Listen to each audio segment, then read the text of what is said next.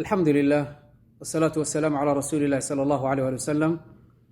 مساعدك خالد بن وليد أنيقو كو هادليا مغعيسا إمامنا كا أنيقي داردبا وحانو لنا جالية الصومالية reer Toronto عيد مبارك تقبل الله منا ومنكم صالح الأعمال إلهي نغا قبل سبحانه وتعالى.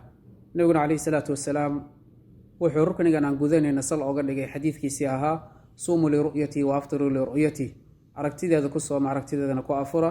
waxaa sugnaatay iyadoo loo marayo dariiqii shareecada islaamka in la arkay. sidaa darteeda waxaan leeyahay jaaliyadda Soomaaliyeed meel walba aad joogtaan guud ahaan adduunkii, gaar ahaan Canada, khaasatanna reer Toronto, taqabbal Allahu minna wa minkum saalih al-a'maal, kullu 'aamin wa antum bikhayr. ilaahi subhanahu wa ta'ala ciidan ciideeda hay nagu gaarsiiyo nabad, caafimaad, barwaaqo, baraare wadankeena iyo dadkeena iyo dalkeenana. ilaahi subhanahu wa ta'ala caafimaad iyo cimri dheer Allah inoo wada siiyo, Allahna inoo hagaajiyo.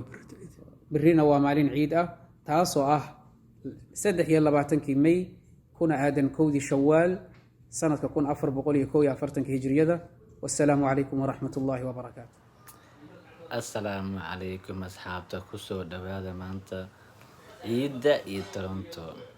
soo marka maanta ciidda aniga aan la hadlayo waxaan ku ciiday gurigeyga in the house. ciidda gurigeyga ka dhacday, salaad guriga ku tukaday, laakiin halkan waxaan hambalay ugu dirayaa dhammaan asxaabta iyo dhammaan qaraabada. waxaan leeyahay hambaliyo ciid mubaarak, ciid mubaarak, kullu caam wa antum bikhayr.